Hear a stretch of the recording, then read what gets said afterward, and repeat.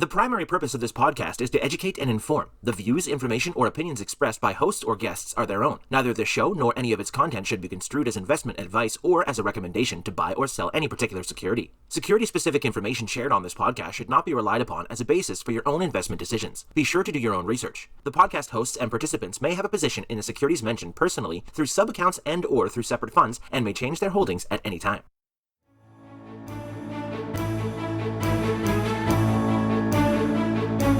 Welcome to This Week in Intelligent Investing, where we examine timely and timeless investing topics to help you become a better investor. Enjoy authentic, unscripted discussion featuring Phil Ordway, Elliot Turner, and other thought-leading investors, brought to you by MOI Global.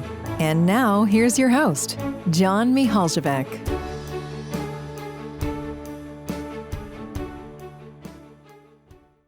Welcome, everyone, to this special episode of This Week in Intelligent Investing. Great to have my co-hosts, Elliot Turner and Phil Ordway, with me, as well as a very special guest today, whom Phil will introduce. Phil, over to you.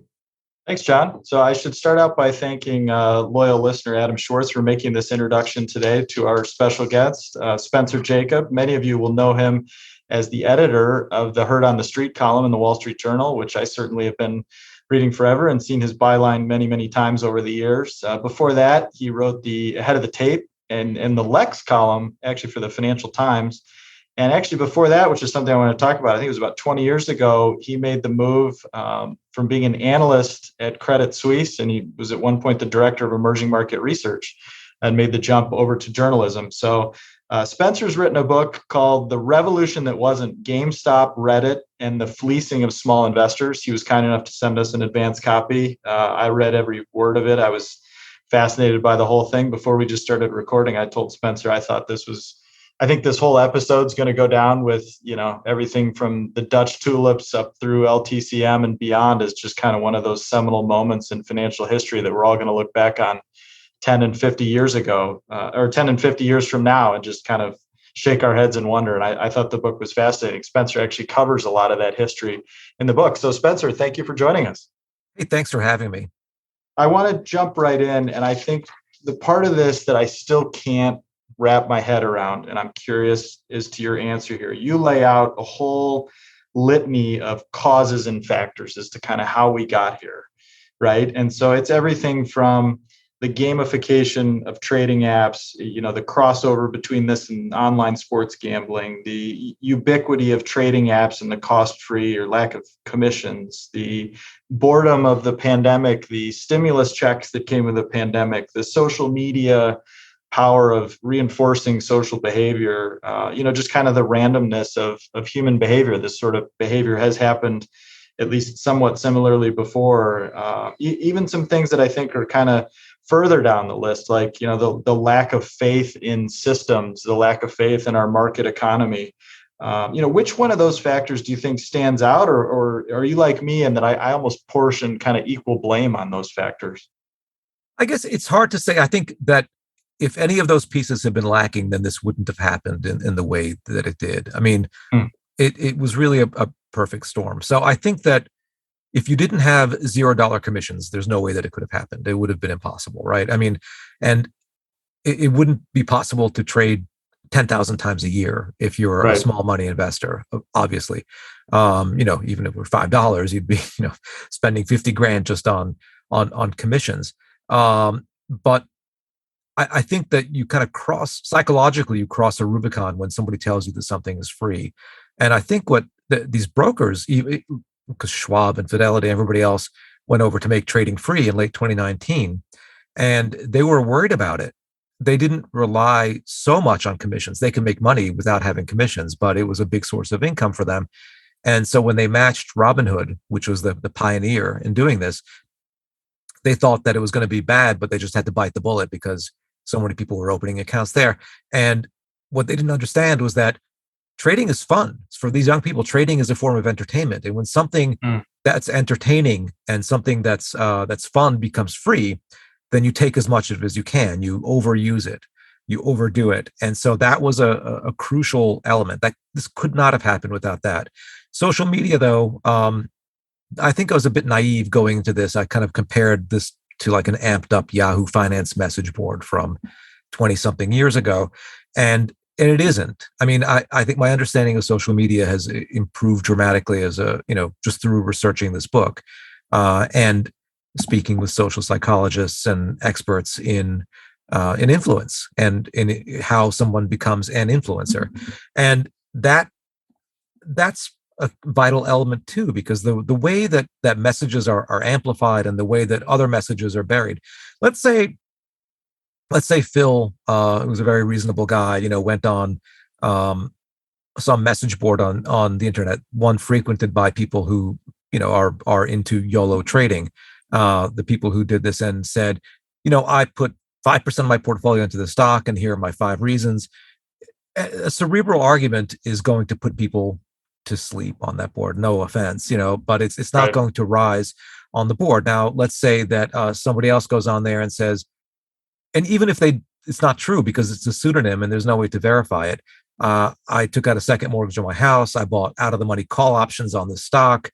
It's going to the moon, 10 rocket ship emojis. That is much more likely to be upvoted on a forum like Reddit, or you're much more likely just by expressing self-confidence to get followed on one of those social networks like Twitter or Facebook, or TikTok or YouTube, where you get followers and you get subscribers. Right. And so this is a case when more extreme, more confident behavior rose in terms of attention, and more nuanced behavior didn't even get seen. So when you had 10 million young people come into the market who are accustomed to getting advice on everything from influencers and from strangers in social media, they didn't even see Phil's message. They saw the crazy message, and that was normalized. That kind of behavior was normalized, and that was seen as kind of how you invest. And so that was a pretty important part of it too. And so it's hard to say which one could have happened with the other. And then, of course, the pandemic just supercharged everything. Right. No, I totally agree. You can never get a crazy event like this without 3, 4, 5, 6 things all working in the same direction. But I on the topic of social media, I found that particularly interesting too. You do go into a lot of the background there, and you interviewed some really interesting people. I should mention at the beginning, by the way, that I think I'm in the same boat, that I totally underestimate social media a lot of the time. I also have a love-hate relationship with it, but I think this might have been one of the greatest opening lines in a book I've ever read, when you wrote, "I'll never forget the day I found out my sons were degenerates." And by that you meant that you realized that they were actually on Reddit, right? And yeah, reading this sort of thing. So through their eyes, is there a big gap between how you see it and how they see it? Yeah, it's this whole funny. episode. So my sons are pretty sensible boys, but I have 3 boys. One will have nothing to do with social media. He's the sensible one, the middle son. But the oldest and youngest were on this forum, and my now 15-year-old, just last week, I tell me if you get this. He explained to me, said I showed him a meme, something I saw on Twitter. He said, "Dad, it's not a meme." I said, "Yeah, it's a meme." He said, "No, because by the very fact that you're showing it to me is not a meme, because you're too old to appreciate a meme and show me. You don't even know what a meme is." I said, "Yeah, it's a meme. What are you talking about?" So, I mean, it's like, I think I understand, what it is. I think I got the joke. And I mean, and a lot of them are pretty funny, but according to him, and he's probably not the only one, I'm just completely clueless and just the wrong age and the wrong mindset to kind of get it. And the central, not to jump ahead, but one of the central characters in this story, who I think you guys would get along with, because he had a lot of the values of patience and analysis that a value investor, that a successful value investor has, but also became the hero to this meme stock army, which is Keith Gill. I mean, he wasn't known as Keith Gill to the people. Right. I follow his journey from beginning to end. And the funny thing is, through 90% of this story, I follow his journey, but he was kind of ignored. He was a nobody. He was kind of made fun of for almost the entire time for, doubling his money. And people are like, "Dude, you should sell." And he, explained, "No, that's not how you, do it. And this is a common behavioral bias," and kind of, boring them to death.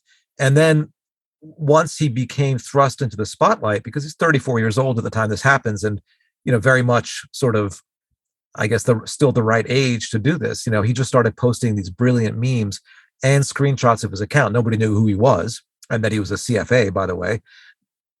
And his influence rocketed a millionfold on these forums, and he became the person everyone looked to. He could have made a fortune 10 times as much if he had just used a little bit of his influence to enrich himself, and he didn't.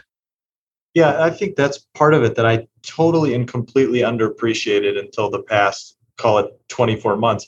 His techniques on Wall Street bets are almost exactly the same techniques that Elon Musk uses on Twitter, right? And he's the world's richest man right now. So a corollary to that theory that I have is that it's this amazing feedback loop between a very small group of standard bearers, so in this case, Keith Gill and Elon Musk, and this army of almost entirely anonymous or pseudonymous users on social media. So would you agree that this would have been completely and totally impossible if social media like Reddit or Twitter required verification of users and you had to be under your real name? Maybe. I'm not sure about that, because look, you have to understand the nuances between different types of social media. So you have Reddit. Reddit is, if I were to go on Reddit, I think I have a karma of 1 on Reddit, so which is as low as you could possibly have. You can't be 0. But if I were to put a post on Reddit that somehow went viral, then I could be on the front page of Reddit. If enough people liked it, if the thing I said was funny or dumb enough or whatever, and I happen to use my own name because I'm a reporter. I'm not allowed to have a pseudonym when I go and approach people. That's why I have an account. But there are people on Twitter. Elon Musk is a real person. I mean, there are a lot of people who are real. There are a lot of people who have kind of names that aren't their real name, but there are a lot of people who do use their real name. And so there's Facebook and there's TikTok and there's YouTube, and those are all based on followers. And I think that's why those social networks are more valuable, by the way, and Instagram, which is the part of Facebook, as we know, but that's a very valuable social network where if you're Kim Kardashian, people are going to follow you. If you're, Jane Doe, people are not going to follow you necessarily. And Reddit sold for, I think the founders of Reddit got like $10 million, I think each, or in total, I can't remember now, when they sold it initially to Condé Nast, which is just chump change in Hollywood, right? I mean, this was when Facebook was taking off like crazy, and Rupert Murdoch paid a bunch of money for MySpace, and it just wasn't.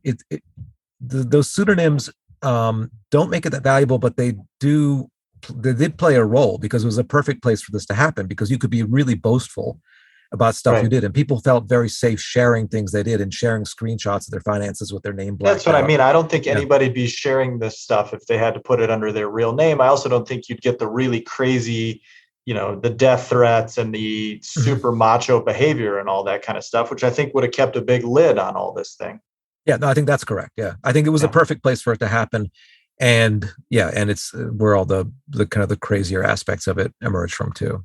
But I think you're right that some people still do that under their real name. So it's not necessarily about pseudonymity versus, having to stand up to certain actualities of who you are.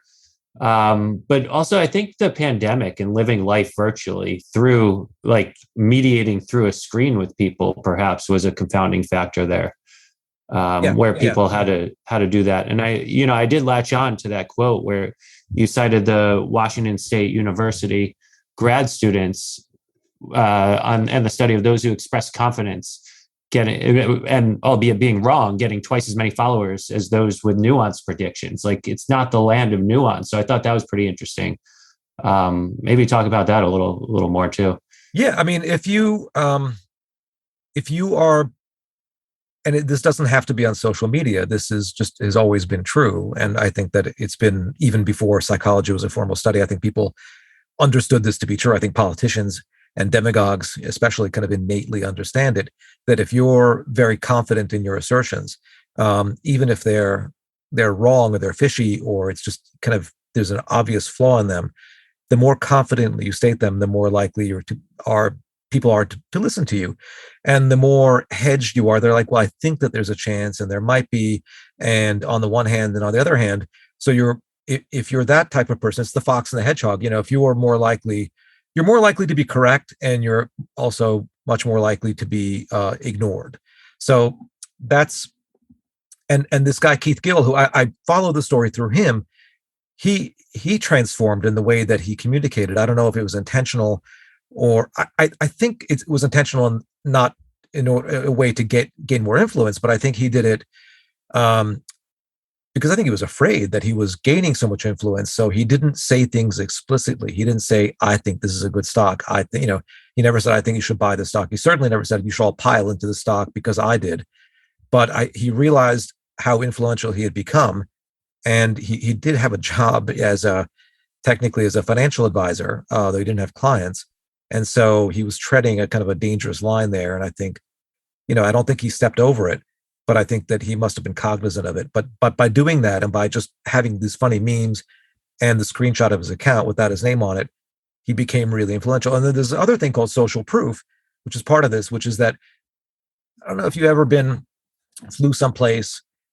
flew to the West Coast or came back from a trip to Europe or Asia, and you were up in the middle of the night, and this stuff is still on TV. If you're ever up really late, there are these infomercials. And it's some guy getting out of a fancy car in front of a house with like a blonde under each arm and a boat and a Maserati, and he wants to sell you a course. And of course, they're going to show you, all this stuff because he's got all this stuff, probably rented it, but he's got all this fancy stuff, and so he must be successful. He must be somebody to listen to.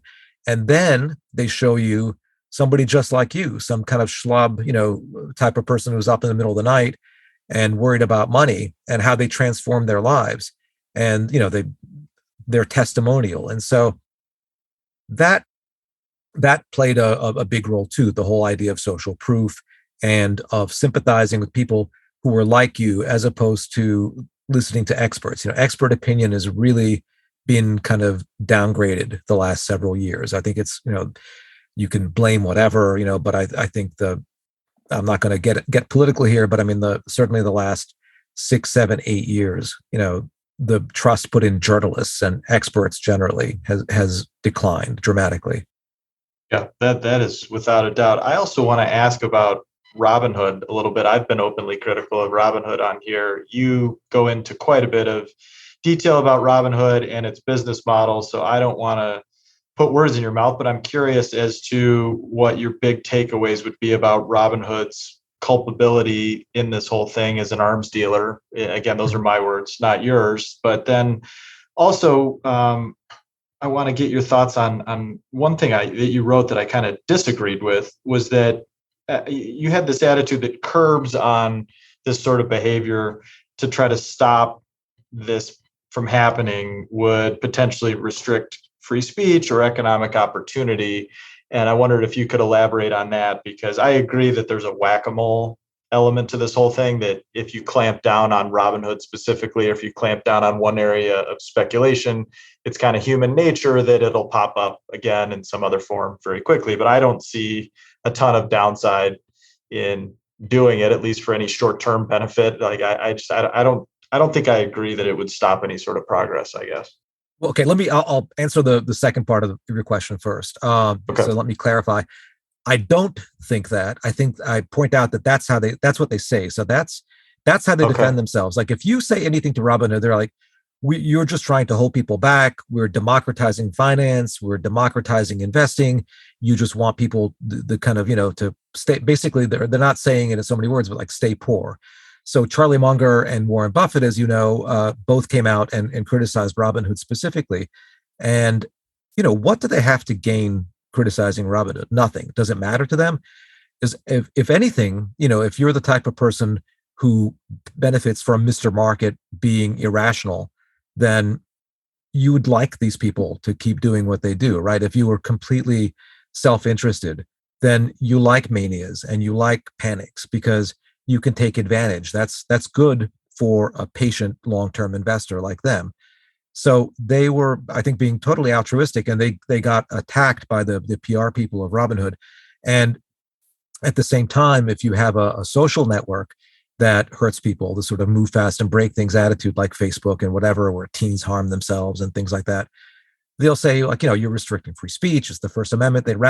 Both social networks and Robinhood will wrap themselves in the American flag and the First Amendment and economic opportunity and yada yada. And no, I don't agree with the argument that it would violate it at all. I think that something could be done. I think it's very difficult to do anything. I think that those defenses will prevail, because not only are those defenses very kind of potent and they just go back to the same playbook again and again, but also they've got good lobbyists, and consumer advocates don't have as much pull. And so I think that this is a country, unfortunately, where gambling gets legalized and all kinds of stuff that shouldn't, that should be more restricted, and there should be guardrails.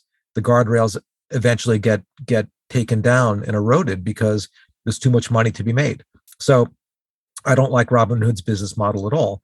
It's a race to the bottom. I mean, they are not serving their customers well. And I think it's the basic truism that, when you're investing or you're doing anything with money, you want somebody who's paid on the back end, not the front end. And they are very much paid on the front end. So their whole business model, the way that they can have so many people with tiny accounts, not charge them commissions, is that they get paid for routing the orders. That in 2020, that was about 80% of the money they made. And the rest was like margin lending and lending out stock and things like that. And they want you to trade a lot. And the whole app is set up to, it's not, they don't want you to lose money, but the whole app, all the behavior that they encourage is deleterious financially to an investor. Trading a lot, FOMO, checking your account a lot. Their active investors check their account over 7 times a day.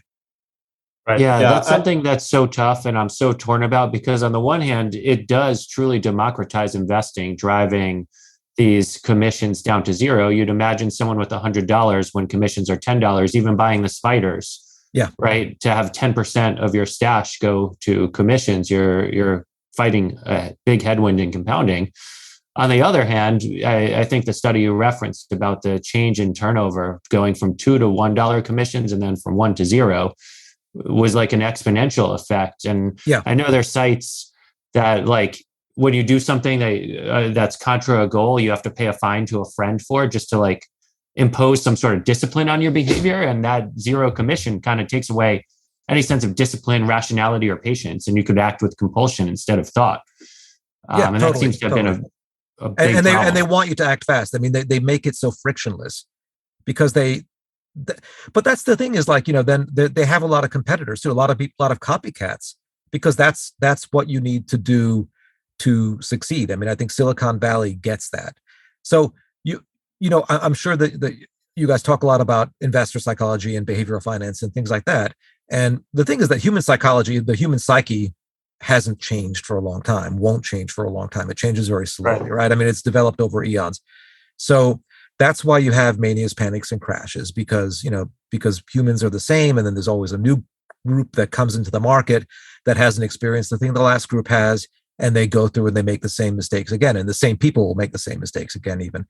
But what has changed is the understanding of psychology that these guys have. And they understand just the way casinos understand psychology, right? A casino knows that you're going to have when you have those bars go around, that cherry, oh man, if that cherry had just been 1 bar higher, I would have made the jackpot. I was so close. It's a near miss. Or look at that person won all this money from the casino. Lights went off and whatever. Why does the casino celebrate when the lights, when someone wins a lot of money from them? It's because it encourages everybody else to gamble more. Somebody's got to win, but that the house always wins in the long run.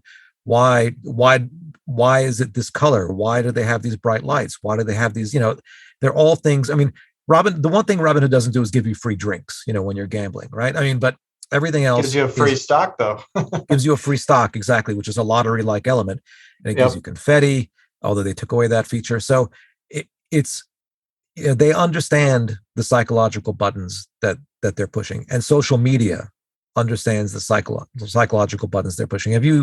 I'm sure you guys all have Facebook accounts and things like that, and you don't check it for a while. You get an email. Hey, it's been a while. Hey, your friend posted. Hey, look what you're missing, right? I mean, they need you to engage, right?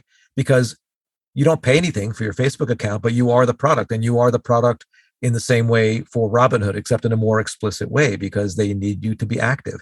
And some, okay, and I just wanted to go back to another thing you said, Elliot. You said that, oh, well, it's good. You have mixed feelings because they democratize finance. I think that finance has been democratized already. So all the competitive pressures that led us to where we are today and all the technological advances, I mean, isn't it pretty miraculous that for a $0 commission, you can buy SPY for 0.03% and not check it, and they're not going to charge you any money for not checking your account or not trading? You could, invest for almost nothing. And all those studies you see, well, if you had just invested $1 back in 1926, you'd have this many dollars. No, you wouldn't, right? First, there's no index fund. Just reinvesting dividends would have cost you money. Everything would have cost you money. There were no tax efficient wrappers. There was nothing.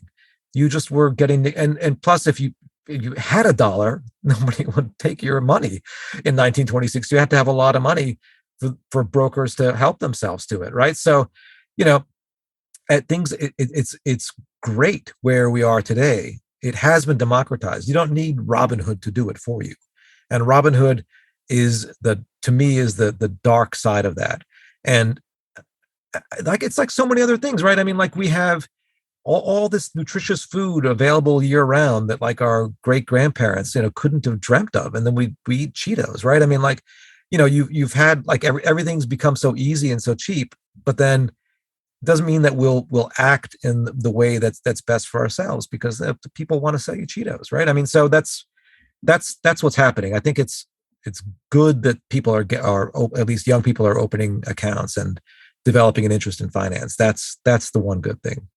Right. I agree. And I have this notion that finance kind of takes every good idea and then just takes it too far. So I agree. I think the real groundwork in quote unquote democratizing finance happened 40 years ago, right? When commissions were deregulated and Schwab came on the scene and Vanguard came on the scene, and now we've probably gone too far. So I wonder if you have a forecast or any thoughts on where we might stand on the regulatory landscape, because for basically a century, we seem to get progressively weaker regulations in response to crisis. You rightly point out that the Great Depression got us the SEC, Enron and WorldCom got us Sarbanes-Oxley, the financial crisis got us the Volcker Rule. Do you think anything will come of this, and will the pendulum start to swing back a little bit? I think that there might be something. I'm kind of pessimistic, to tell you the truth, because I think that there's just too much money to be made and too much financial interest, and the arguments, and they're not my arguments, but the argument, kind of wrapping yourself in the American flag kind of thing, democratizing finance, are just too effective. So I think that some rules might emerge specifically from this episode. One thing to note is that people did lose money, of course, but it's not like 2008. It's not like 1929. Right. It's not like 2000, where the American middle class lost a ton of money, right? This was seen as a good thing. And people were mad that their trading was restricted. And that's a big part of the story. There's all these conspiracy theories about, it was hedge funds colluding to save themselves and let the people trade. We want to trade. So it's kind of the opposite. But I think that some, you need a scapegoat for things. So I think that rules on short selling are likely to be tightened, which is not a good thing in my opinion, because short sellers, they're just people out there trying to make money like everybody else. They perform a vital function in terms of providing liquidity, but more important, they provide a vital function to mom and pop who hate them, because Enron would have been Enron for a lot longer if they hadn't been active in trying to make money from exposing it, and Valiant and all these other things, and tech stocks and other stuff would have stayed elevated a lot longer. So I think that if you're a retail investor and you're buying individual stocks, you don't know what the right price is. You have all kinds of biases and all kinds of BS, and you have analysts recommending stuff that's vastly overvalued today. So there's just no way mathematically a lot of things are going to work out that we're talking about. And you have analysts on Wall Street, despite all the and I used to be an analyst, although in emerging markets, but despite all the rules about conflicted research and stuff like that, there are all kinds of other pressures that make them kind of go along with it. It's very hard to put a sell on Tesla, right? And then, and it's not very good for your career, by the way, especially if you did it a few years ago. So, I think that short sellers might face some tougher rules, which is not going to, it's going to hurt them, but it's not going to help anybody. Maybe disclosure rules that make it more difficult for them to operate. What I would love to see is some friction added to the process. I mean, this is like Bernie Sanders is a big advocate of this, and that he really for all the wrong reasons. It's more kind of a soak the rich kind of thing, but he wants a trading tax. But if you were to institute a small trading tax and then not allow kind of holes in the system where people trade virtual shares and things like that, or tokenized shares or contracts for difference, then you I think would make people more thoughtful. And you can have, of course, there are all kinds of things you have to be careful for. You don't want to hurt retirement funds and stuff like that. But I think there's a way that you could design it where you could slow things down and nobody really would be harmed. You'd raise a little bit of money and you'd make people a little bit more thoughtful. And it's not going to happen, but that's what I would like to see. I totally agree. That's what I'd like to see. Unfortunately, I think I share your pessimism on that front, just based on the incentives and the lobbyists and the inertia involved. What about payment for order flow? Because you mentioned, and I agree, that you couldn't have had this happen without quote unquote free trading, and you never would have had free trading without payment for order flow. And I did have to note there was a quote in the book from Sean Casten, who coincidentally represents me in Congress, and he said referring to Robinhood, there's an innate tension in your business model between democratizing finance and being a conduit to feed fish to sharks. And that would seem to cut across party lines and seem to be something that whoever you are, you could get behind, right? Because that should be relatively obvious that you can have it one or the other, but not both. So do you think payment for order flow will persist, or do you think that's likely to get clamped down on, just like some aspects of short selling? There's some, I think it's too entrenched. I mean, I think there's a possibility that it will be regulated more or restricted. And let me just say that this went from something that only wonky people who knew about market structure talked about ever before this episode to something that's seen as this kind of this evil, nefarious thing. It's not evil and nefarious because I looked, very carefully at how it's done, and the way that that brokers dole out where the orders go, the way that it's paid for. I think they thought about making the process fairly transparent and whatever. The thing is that's what makes this possible. That's the only bad thing in my mind about payment for order flow. I mean, it makes everything possible. It is efficient. It's the one area really where retail investors are treated better than the big boys, because they would never, have like a black box filling orders in the same way for the big boys, because you could exploit it by putting through huge orders. But these small orders don't rock the boat, and so they're more profitable to process, and so they're actually processed more cheaply than a mutual fund's orders. But if you got rid of payment for order flow, I think maybe Robinhood could survive, because there are people who don't use it. Like Fidelity doesn't use it, and they do the same thing themselves because they're so big that they internalize their trades, so they kind of match them internally to some extent. So I think it's just one piece of the puzzle, but I think that maybe Robinhood wouldn't have become what it is today for sure without payment for order flow. I think it perhaps could still stay in business and still could charge zero, but it wouldn't be as profitable. It is. I have to note that as we're recording this, they've just reported their quarterly results that were quite poor. They're losing users and forecasted some pretty weak revenue. And the stock is getting absolutely crushed as we're recording this on the 27th I'm editing, of January. Editing a column for Herd on the Street right after I get off with you about those results. So I've got an eye on it. I will be fascinated to see. I want to ask two closing questions as we bump up against time and let you get back to your real job editing Herd on the Street. So first of all, let me say that at the end, I think if anyone could, if you can't read the whole book, which I would recommend reading the whole book, if you have to, just read the first and the last chapter is kind of your coda to the whole thing, which again was like the opening to this whole saga to me was like, wait a minute, these retail investors are trying to stick it to the man by trading more often. Like, it's just so backwards and counterproductive. And you wrote quite perfectly, I think, the way to stick it to the man is by not playing his game. And later you added that the only certainty with a fund or any investment is its cost. And so I'll give you a chance to elaborate on any kind of closing words or advice for people. And I'd also be curious if you have any thoughts on what this will look like in, say 3 to 5 years. Are the apes still going strong? Is this whole thing still rolling, or is Robinhood dead and gone and forgotten? Is this all just kind of a footnote in financial history by then? Yeah. So thank you very much. Yeah, the whole ape thing is very strange. And that's one thing, I guess I'm both pleasantly and unpleasantly surprised, because as somebody who spent the last year buried in this and staying up late every night and every weekend and vacation writing the book to get it out for the anniversary, it's nice that it's still a thing, right? Because the apes are still there. It's still a story.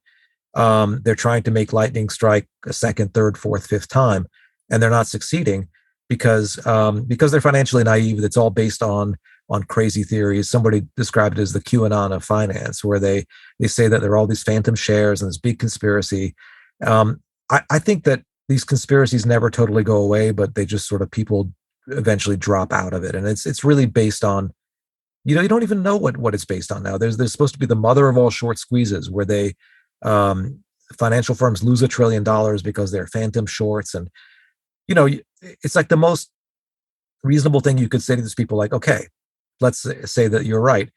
Don't you think that all these smart people on Wall Street who spend their decades looking at this stuff and analyzing stuff would know about these phantom shorts also, and also be trying to make $1 trillion? I mean, it just makes absolutely no sense. So I think that some group of these people is just going to linger for years. It doesn't kind of matter, but it matters to my mentions on, I don't know, if you see like a lot of 1-star reviews of my book on Amazon, I'm going to guess that they're already seeing like, hey, give this guy a 1-star review on Goodreads and Amazon and stuff like that. So that kind of stinks. That's not nice given how much work I put into it, but it's a kind of a vindictive bunch. But yeah, it's going to take a long time to fade away. And yeah, in terms of how to treat it, that's the way to treat it, is just if you don't like Wall Street, and I understand why young people feel some bitterness towards Wall Street, even though they're young. Yeah, then don't pay it a lot of money. You're doing like the opposite of what you should be doing. It's like, I hate McDonald's. Hey, let's all go to McDonald's all on the same day and go to the drive-through and order 5 Big Macs, and then they'll run out of Big Macs and they'll be in big trouble. It's kind of like doing that. Like, I don't think McDonald's would really mind that, right? I mean, so it makes no sense, but it's also difficult to engage with these people, and I don't try to online, because it's just, you just go down a endless black hole, Right. Yeah, that's never going to end well for anybody. So, yeah, I mean, in terms of the line, I'll never forget the day I found out my sons were degenerates. I had a similar experience around, it would have been in the spring of last year, when I was playing in a golf tournament, a very fancy high-end country club with a couple of guys that were probably in their 40s or 50s and very wealthy and successful. And then the caddies, who were probably your son's age. And within maybe 15 minutes, they asked what I did for a living, and I told them, and it immediately jumped onto, they all owned AMC, GameStop, Dogecoin, the whole thing. And that's when I said, wow, this is much, much broader than I thought. So my antidote to that is going to be, I'm going to buy several copies of this book. The title, again, is The Revolution That Wasn't GameStop, Reddit, and the Fleecing of Small Investors, because I do get this question a lot from people that are perfectly capable of understanding it, right? If you're willing to risk thousands of your own dollars, you ought to be willing to risk a few of your own hours to read this book. And I think it'll certainly appeal to any of our listeners out there that are into financial history and behavioral psychology and the craziness that permeates this market that we all operate in. But I think it's also an important book for small investors, as you wrote right there in the subtitle. So, Spencer, thank you very much for joining us. This was a real pleasure, and congratulations on the book. Thank you very much. All right, take care. Thank you for listening to This Week in Intelligent Investing, brought to you exclusively by MOI Global, the research-driven membership organization. Learn more at moiglobal.com.